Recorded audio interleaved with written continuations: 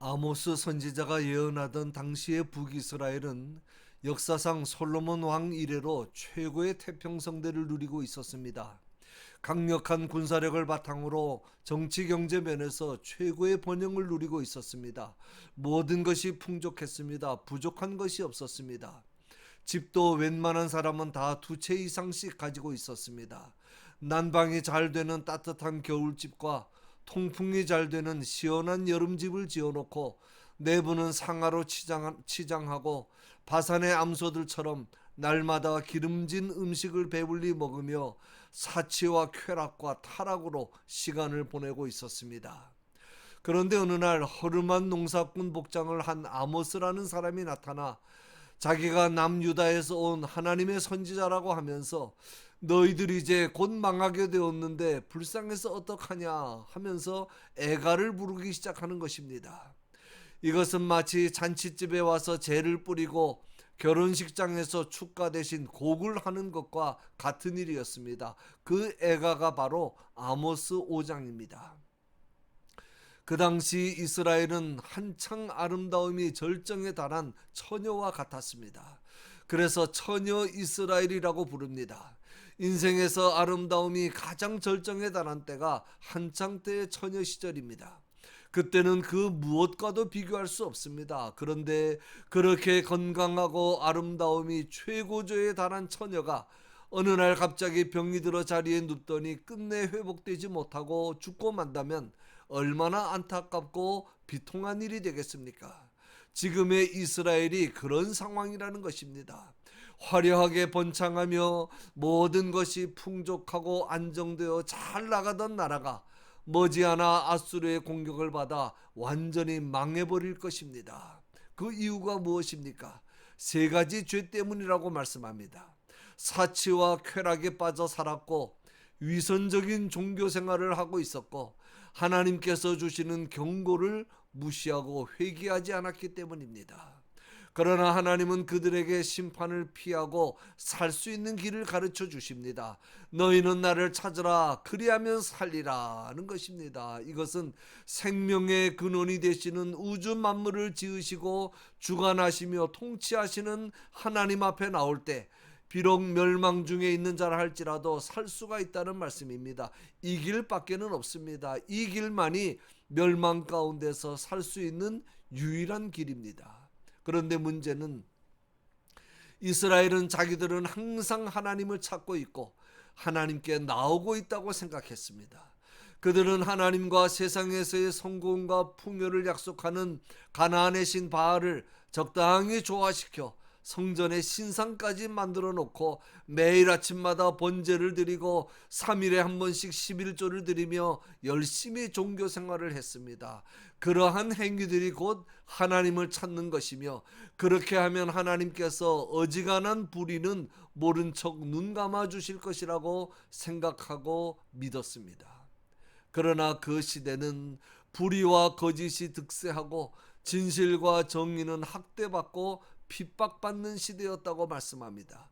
무리가 성문에서 책망하는 자를 미워하며 정직히 말하는 자를 싫어하는도다 그랬습니다. 생각해 보십시오. 그러니 누가 바른 말을 하려고 하겠습니까? 적당히 눈 감아주고 적당히 타협하면 사람들로부터 대접받고 인기를 누릴 수 있습니다. 이스라엘의 문제는 한마디로 바른 말 듣기를 싫어했다고 하는 것입니다. 옛날이나 오늘날이나 마찬가지입니다. 바른 말씀 전하는 전도자를 싫어합니다. 죄를 지적하고 회개를 촉구하고 경책하고 경계하는 말씀은 싫어합니다. 그리고는 듣기 좋은 부드럽고 달콤한 소리, 사욕을 채워주는 소리를 해주는 것으로 몰려다닙니다. 그게 바로 망하는 길입니다. 이스라엘 백성들이 살 수 있는 길은 오직 하나뿐이었습니다.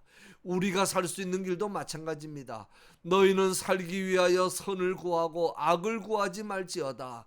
너희는 악을 미워하고 선을 사랑하며 성문에서 공의를 세울지어다. 이것이 바로 하나님을 찾는 길입니다.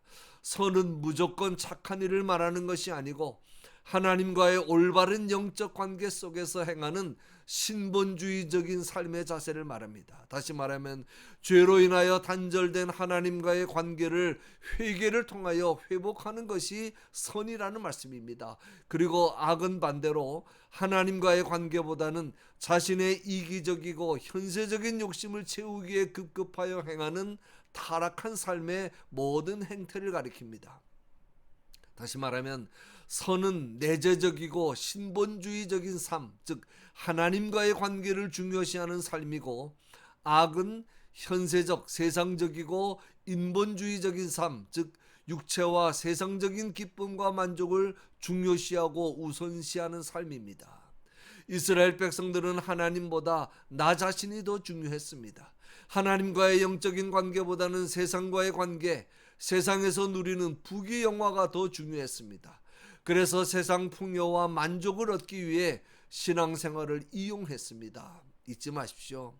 오늘날에도 이런 사람들이 너무 많습니다. 많은 사람들이 교회에 오는 것과 하나님 만나는 것을 같은 것으로 생각합니다. 교회에 다니는 것과 하나님 찾는 것을 같은 것으로 생각합니다. 그렇지 않습니다. 평생을 교회에 다녔지만 하나님을 만나지 못한 사람도 많고, 평생을 교회를 위해 봉사하고 수고하고 헌신했지만 한 번도 하나님을 찾지 않은 사람도 많습니다.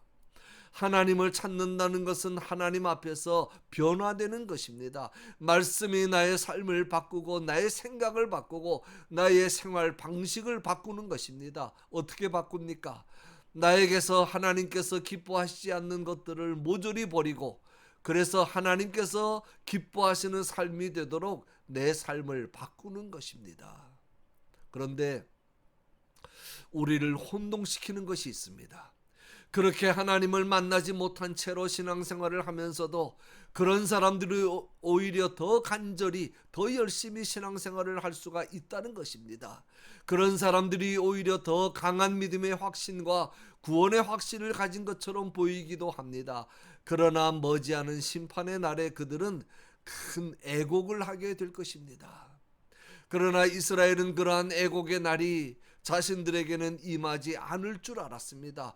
우리는 하나님의 택한 백성들이고 나름대로 절기도 잘 지키고 제물도 많이 드리면서 종교생활을 열심히 했으니까 여호와께서 죄와 불의를 심판하시고 선과 악을 판단하시는 심판의 날이 와도 하나님을 알지 못하는 저 이방인들과는 달리 우리는 구원받겠지라고 하는 잘못된 확신을 가지고 있었습니다. 그러나 이스라엘 역시도 죄악된 생활을 고치지 않고 회개하지 않는 이상 심판에서 예외가 될 수 없습니다. 아무리 희망적인 확신을 가졌다 할지라도 악을 버리고 선을 행하지 않는 이상 심판날은 그들에게 빛이 아니라 어둠의 날이 될 것입니다. 그 이유는 그들의 착각과도 관계가 있습니다. 그들은 자신들이 지키는 절기와 제사와 제물을 하나님께서 기쁘게 받으신다고 믿고 있었습니다. 하나님께서 정해주신 절기들을 빠짐없이 열심히 지켰습니다. 제사 때마다 풍성한 제물을 드렸습니다. 좋은 악기들을 가지고 훌륭한 찬양을 드렸습니다. 그러나 그 모든 것들을 하나님께서 받지 않으셨을 뿐만 아니라 그들이 드리는 그 모든 것들을 미워하며 멸시하셨다는 것입니다. 하나님께서 그들의 그 모든 것들을 받지 않으신 이유는 세 가지입니다. 첫째는 하나님께서 진정 원하시는 공의와 정의는 행하지 않고 형식적 제사 행위만으로 하나님을 만족시키려고 했기 때문입니다. 내면적인 경건의 삶은 등한시하고 신앙의 외형적인 모습에만 충실했습니다. 둘째는 목적이 잘못되었기 때문입니다. 하나님을 위하여 드린다고 하면서 실상은 자기를 위한 것이었습니다. 우리가 이 정도로 정성을 다해 예배와 헌금을 드리면 하나님도 이만큼의 복을 주실 것이다 라는 계산으로 예배와 헌금을 드렸습니다. 예배와 헌금을 하나님과의 거래로 생각한 것입니다. 셋째는 하나님께 드리는 제사를 우상 숭배 행위로 오염시키고 변질시켰기 때문입니다. 혼합시켰습니다. 하나님만 기쁘시게 하고 하나님께만 영광 돌려야 하는 거룩한 제사 의식을 인간의 감정과 기분을 맞추고 인간이 좋아하는 요소를 가미하여 예배를 타락시켰습니다. 결론입니다.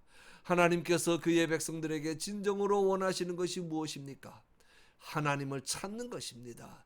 하나님을 찾는 것은 나의 삶을 통하여 정의를 물같이, 공의를 마르지 않는 강같이 세상에 흐르게 하는 것입니다. 나의 삶을 통하여 우리 주변에서부터 하나님의 공의와 정의가 실현되어야 합니다. 악을 버리고 선을 행해야 합니다. 세상적이고 인본적인 삶의 원리를 버리고 신본적인 삶의 원리에 따라 살아야 합니다. 고생스럽고 손해보는 한이 있어도 진실해야 합니다. 예배와 삶이 분리되면 안 됩니다. 예배가 곧 삶이고 삶이 곧 예배가 되어야 합니다. 그러한 삶을 통하여 하나님만을 영화롭게 하는 삶을 살아가시는 저와 여러분이 되시기를 간절히 소원합니다.